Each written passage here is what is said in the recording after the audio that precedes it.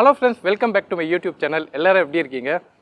இன்னைக்கு நம்ம வந்து எலக்ட்ரிக் வெஹிக்கிள்ஸ்ல மேஜர் பிராண்ட்ஸ் எல்லாம் வந்து ஏன் எலக்ட்ரிக் வெஹிக்கிள்ஸ் பண்ண மாட்டாங்க? இப்போ நமக்கு ஆல்ரெடி தெரியும் டூ வீலர் மார்க்கெட் அப்படின்னு எடுத்துக்கிட்டாலே நிறைய மேஜர் பிராண்ட்ஸ் இருக்குது. அதில் வந்து நம்ம குறிப்பாக சொல்லணும்னா டிவிஎஸ், யமஹா, அப்புறம் பஜாஜ், அது மாதிரி ஹோண்டா, இது மாதிரி நிறையா டூ வீலரில் பார்த்திங்கன்னா மேஜர் பிராண்ட்ஸ் இருக்குது.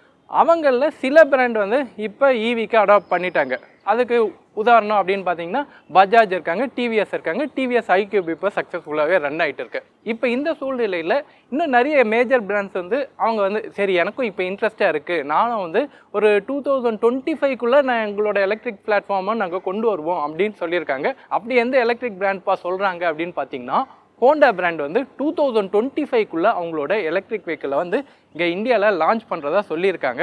அதை பற்றின டிஸ்கஷன் தான் நம்ம பண்ண போகிறோம். நம்ம வீடியோ இப்போ தான் நீங்கள் ஃபஸ்ட் டைம் பார்க்குறதா இருந்தால் சப்ஸ்கிரைப் பண்ணிக்கோங்க. கூடவே அந்த பெல் ஐக்கானை கிளிக் பண்ணிங்கன்னா நான் போடுற ஒவ்வொரு வீடியோவுக்கும் உங்களுக்கு நோட்டிஃபிகேஷன் வரும். வாங்க வீடியோக்குள்ளே போகலாம். ஓகே, எலக்ட்ரிக் வெஹிக்கிளை பொறுத்த வரைக்கும் மேஜர் பிராண்ட் அப்படின்றது இந்த ஒரு 1.5 இயர்ஸாக தான் நம்ம பார்க்க முடியுது. அதுக்கு முன்னாடி பார்த்திங்கன்னா எல்லாம் இந்த ஸ்டார்ட் அப் கம்பெனி, அதுக்கப்புறம் வந்து அசம்பிள்டு கம்பெனி, அது மாதிரி நிறைய எலக்ட்ரிக் வெஹிக்கிளை வந்து அப்படியே ஃபுல்லாக ஸ்பாயில் பண்ணி இப்போ வந்து ஏதோ ஒரு எலக்ட்ரிக் மார்க்கெட் வந்து சரி இப்போ ஒரு நல்ல கம்பெனி ஹேண்ட் ஓவரில் போயிட்டு இருக்குது. சரி, ஸ்டார்ட் அப் கம்பெனியும் இப்போ நல்லா பண்ணிகிட்டு இருக்காங்க. அதுலேயும் பார்த்திங்கன்னா இந்தியன் ஸ்டார்ட் அப் கம்பெனிஸும் நிறைய வந்திருக்கு, அவங்களும் நல்லா பண்ணிகிட்டு இருக்காங்க.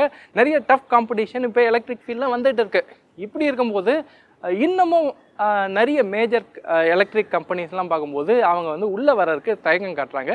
குறிப்பாக இந்தியன் மார்க்கெட் வந்து ஒரு குழப்பமான மார்க்கெட்டாகவே இருக்குது. இல்லை வந்தால் சம்பாதிக்க முடியுமா இல்லையா அப்படின்னு மூளையை கசக்கிட்டு இருக்காங்க. குறிப்பாக இந்த ஜாப்பனீஸ் இண்டஸ்ட்ரியெலாம் இருக்குல்ல, அவங்களாம் வந்து இன்னமும் எலக்ட்ரிக் வெஹிக்கிளை இங்கே லான்ச் பண்ண மாட்டாங்க. அதில் நம்ம ஆல்ரெடி தெரியும் ஹோண்டா வந்து மிகப்பெரிய மார்க்கெட் இருக்குது. ஹோண்டாவோட ஆக்டிவா இங்கே நல்லாவே சேல்ஸ் ஆகிட்டு இருக்குது.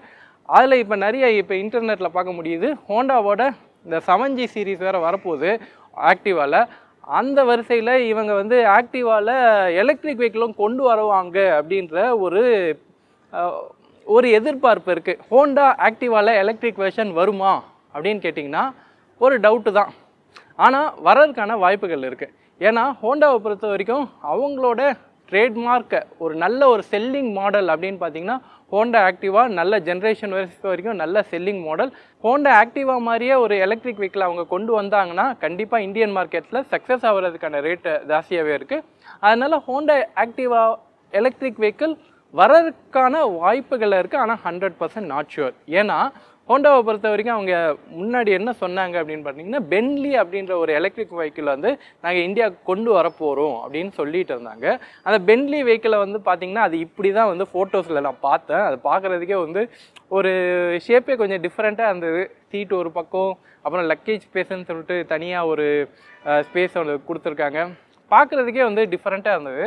அதனால் அந்த எலக்ட்ரிக் வெஹிக்கிள் வரும் அப்படின்ற மாதிரி ஒரு பேச்சுக்கள் போயிட்டு இருந்தது. அதுக்கப்புறம் இப்போ இல்லை, ஹோண்டா ஆக்டிவாலேயே வந்து எலக்ட்ரிக் வெஹிக்கிள் கொண்டு வருவாங்க அப்படின்னு சொல்கிறாங்க. அதுவும் எப்போ கொண்டு வருவாங்கன்னு சொன்னாங்கன்னா 2025ல் கொண்டு வருவாங்க. 2025ன்றது ரொம்ப இல்லை, ஒரு வருஷம் கழிச்சு அப்படின்னு வச்சுக்கலாமே.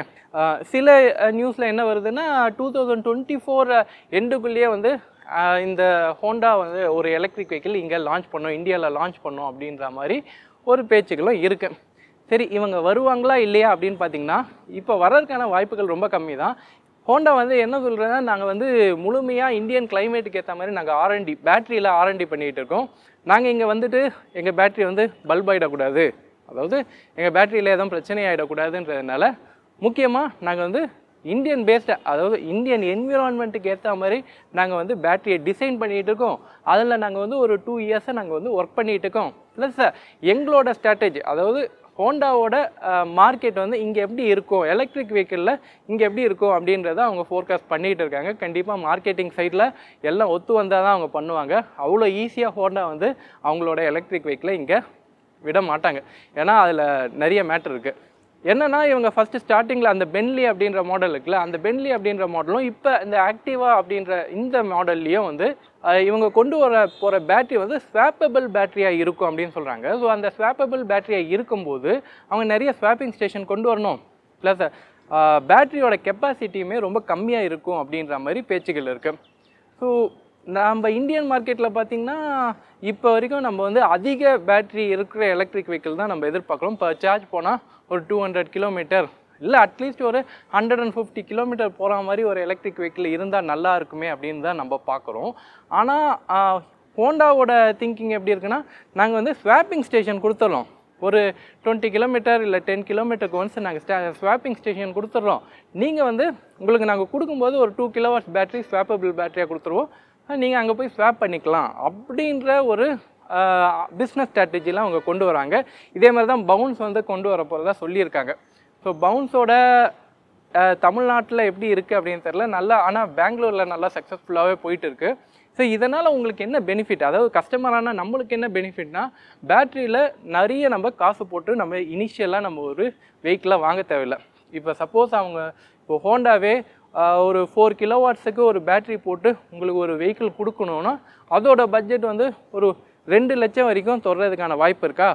ஸோ அதுவே வந்து உங்களுக்கு ஒரு 2 கிலோவாட்ஸ் பேட்டரியோட மினிமம் ஒரு 60 கிலோமீட்டர் ஸ்பீடோட உங்களுக்கு ஒரு வண்டி கொடுக்குறாங்க, ஹோண்டா சைட்லேருந்து ஒரு வண்டி கொடுக்குறாங்க அப்படின்னா உங்களுக்கு தாராளமாக அதை வச்சே ஒரு 80 கிலோமீட்டர் வரைக்கும் நீங்கள் ட்ராவல் பண்ணலாம். ஓகேவா? ஸோ இந்த 80 கிலோமீட்டர் நீங்கள் ஸ்வாப் பண்ணி ட்ராவல் பண்ணாலும் உங்களுக்கு அதிக கிலோமீட்டர் உங்களால் ட்ராவல் பண்ண முடியும்.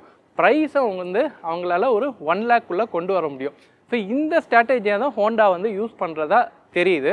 இங்கே இருக்கிற கஸ்டமரை பொறுத்த வரைக்கும் budget category, so 2 lakhs 3 lakhs அப்படின்னு நிறைய ஆர்என்டி பண்ணி செலவு பண்ணி கொண்டு வந்தாலும் சேல்ஸ் பண்ண முடியுமா அப்படின்ற ஒரு கொஸ்டின் இருக்குது. அதனால் ஹோண்டா வந்து மோஸ்ட்லி ஸ்வாப்பபிள் பேட்டரி கொண்ட ஒரு எலக்ட்ரிக் வெஹிக்கிளை தான் கொண்டு வரும் அப்படின்னு தெரியுது. ஸோ அப்படி இருக்கும்போது நமக்கு வந்து இனிஷியலாக கிடைக்கும்போது ஒரு 1 லேக்குக்கு ஒரு 2 கிலோவாட் பேட்டரியோட 2 கிலோவாட் இல்லை 2 பேட்டரியாக சொல்கிறாங்க. ஸோ 1 கிலோவாட் ஒரு பேட்டரி, இன்னொரு 1 கிலோவாட் இன்னொரு பேட்டரி, 2 ஸ்வாப்பிங் பேட்டரி இருக்கும் அப்படின்ற மாதிரி ஹோண்டா தரப்புலையும் சொல்லியிருக்காங்க. அதனால் உங்களுக்கு மோஸ்ட்லி ஒரு 1 லேக் பட்ஜெட்குள்ளே ஹோண்டா கிட்டேருந்து ஒரு மினிமம் ரொம்ப ஹை ஸ்பீட் கூட போகிற வெஹிக்கிள் இருக்காது. அதனால் உங்களுக்கு ஒரு மினிமம் கான்ஃபிகரேஷனோட ஒரு நல்ல ஒரு பட்ஜெட்டில் ஹோண்டா கிட்டேருந்து ஒரு எலக்ட்ரிக் வெஹிக்கிள் பார்க்க முடியும் அப்படின்றது நல்லா தெரியுது. இதே நேரத்தில் அவங்க இந்த ஸ்வாப்பிங் ஸ்டேஷன் கொண்டு வராங்க, அப்படி மேஜர் பிராண்ட்லேருந்து ஸ்வாப்பிங் ஸ்டேஷன் கொண்டு வராங்கன்னா நிறைய இடத்துலேருந்து ஸ்வாப்பிங் ஸ்டேஷன் நம்ம எதிர்பார்க்கலாம். அப்படி இருக்கும்போது நிறைய ஸ்வாப்பிங் ஸ்டேஷன் இருக்குது அப்படின்னும் போது நமக்கும் யூஸ்ஃபுல்லாக தான் இருக்கும். ஓகே, ஸ்வாப்பிங்கை வந்து நிறைய நம்ம யூஸ் பண்ண முடியும். நிறைய நம்ம வீட்லேயே சார்ஜ் பண்ணுறதுக்கு மேல் வெளியில் போய் நம்ம சார்ஜ் பண்ணலாம். இதில் கம்பெனி சைட்லேருந்து என்ன பெனிஃபிட் அப்படின்னு பார்த்தீங்கன்னா, ஸ்வாப்பிங் அப்படின்ற ஒரு டெக்னாலஜி வச்சு நம்மக்கிட்டேருந்து அது ஒரு சப்ஸ்கிரிப்ஷன் நம்ம வாங்குறதுக்கான வாய்ப்புகள் இருக்குது. ஸோ அதில் நிறைய டெக்னாலஜி கொண்டு வந்தாங்கன்னா நல்லாயிருக்கும். சேஃபான பேட்டரினா எல்லாம் வாங்குறதுக்கான வாய்ப்புகள் நிறையவே இருக்குது. ஸோ இதுதான் வந்து ஹோண்டாலேருந்து தெரிவிக்கப்பட்ட சில நியூஸை அஃபிஷியலாக அவங்க வந்து இந்த வெஹிக்கிள் தான் நாங்கள் கொண்டு வர போகிறோம் அப்படின்னு எங்கேயும் வந்து அவங்க சொல்லலை. எல்லாமே வந்து ஒரு திட்டம், இப்படி ஒரு 2 ஆண்டு திட்டமாக தான் இருக்கே தவிர அவங்க வந்து கன்ஃபார்மாக நான் வந்து 24ல் கொண்டு வர போகிறேன், 25ல் கொண்டு வர போகிறேன்னு எந்த கன்ஃபார்மாக இல்லை. இதே தான் இதுக்கு ஒரு 2 இயர்ஸ் 3 இயர்ஸ் பேக்கும் வந்து இதே தான் ஹோண்டா கிட்டேருந்து வந்து யமஹா கிட்டேருந்து இதே மாதிரியான பதில்கள் தான் எதிர்பார்த்துட்டு இருக்கோம். ஸோ ஜாப்பனீஸ் கம்பெனிஸ் எல்லாம் உள்ளே வர்றதுக்கு ரொம்பவே தயங்குறாங்க. ஏன்னா இங்கே இருக்கிற காம்படிஷன் அப்படி இருக்குது. அதனால் கண்டிப்பாக பயப்படுறாங்க. ப்ளஸ் இந்தியன் கிளைமேட்டை பார்த்தும் அவங்களுக்கு கொஞ்சம் பயம் இருக்க தான் செய்யுது. சரி பார்ப்போம். ஆனால் வந்தாங்கன்னா நல்லாயிருக்கும். வந்தாங்கன்னா இன்னும் ஹெவி காம்படிஷன் இருக்கும். இன்னும் பட்ஜெட் செக்மெண்ட்டில் இவங்க இது மாதிரி 1 லேக் பட்ஜெட்லலாம் கொண்டு வராங்க அப்படின்னும் போது அது இன்னும் நிறைய மக்களை போய் ரீச் ஆகிறதுக்கான வாய்ப்புகள் இருக்குது. ஐ ஹோப் இந்த வீடியோ உங்களுக்கு யூஸ்ஃபுல்லாக இருக்கும் அப்படின்னு நான் நம்புகிறேன். இந்த வீடியோ பிடிச்சிருந்தா லைக் பண்ணுங்கள், ஷேர் பண்ணுங்கள், மறக்காமல் சப்ஸ்கிரைப் பண்ணுங்கள். ஓகே, டேக் கேர், பாய்.